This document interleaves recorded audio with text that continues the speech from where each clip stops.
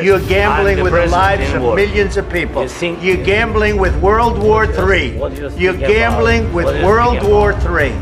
And the president who's trying to save your country. You're in no position to dictate what we're going to feel. You're not in a good position. You don't have the cards right now. And what you're doing is very disrespectful to the country. Your country's in big trouble. Wait a minute. No. You've done a lot of talking. Your country is in big trouble. I know. You're not winning. You're not winning this. You have a damn good chance of coming out okay because of us. Mr. President. And that's what happened during the intense confrontation between Donald Trump and Volodymyr Zelenskyy on February 28, 2025. What started as a crucial diplomatic meeting quickly escalated into chaos, an explosive exchange that shocked the world and sent ripples through global politics. How did a meeting meant to solidify alliances turn into one of the most contentious moments in recent U.S. Ukraine relations? Was this a missed opportunity for peace, or was it an inevitable clash between two powerful figures with very different visions for the future? What does this showdown mean for Ukraine's struggle against Russian aggression, and what does it reveal about the future of international diplomacy? This was supposed to be a pivotal moment for international relations, but it turned into a dramatic confrontation. The world watched as two powerful leaders clashed over critical issues, and the stakes couldn't have been higher. In this video, we'll break down the shocking exchange between Trump and Zelenskyy, analyze its global implications, and explore the questions that will define the next chapter of the conflict.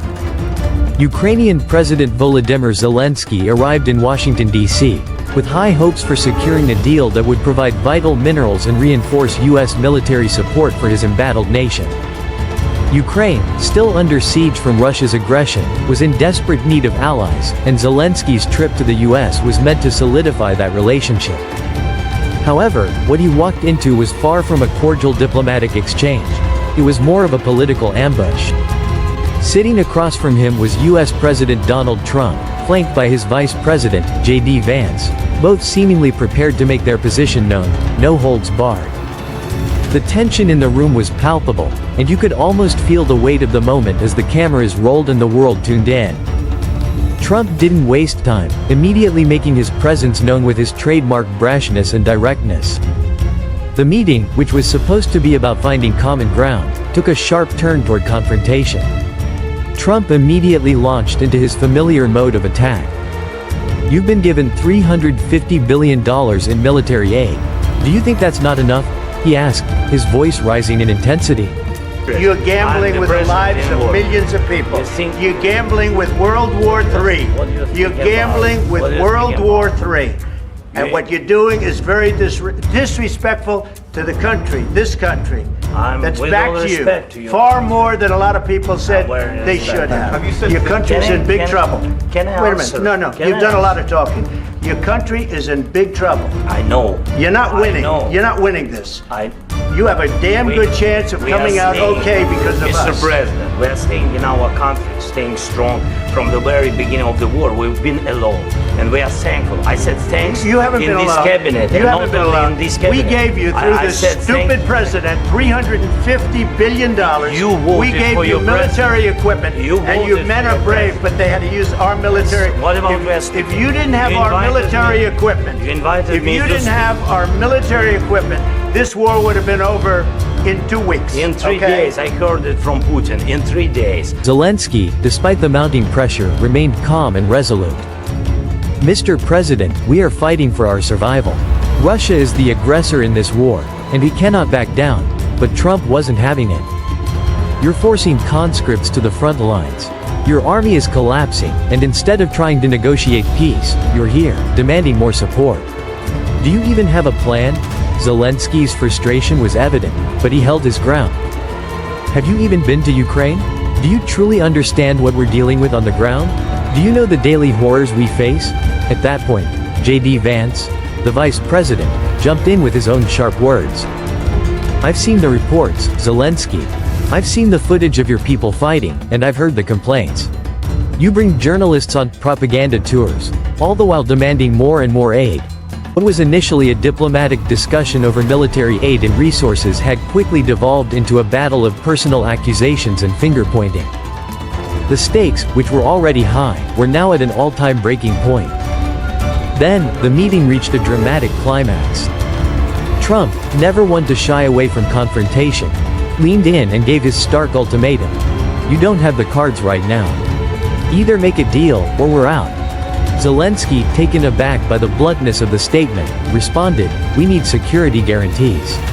If we stop fighting now, Russia will only return stronger, and that could destabilize the entire region.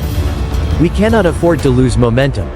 Trump, unmoved and unyielding, fired back, "I don't think you want peace. You say you do, but all I see is a leader who refuses to negotiate.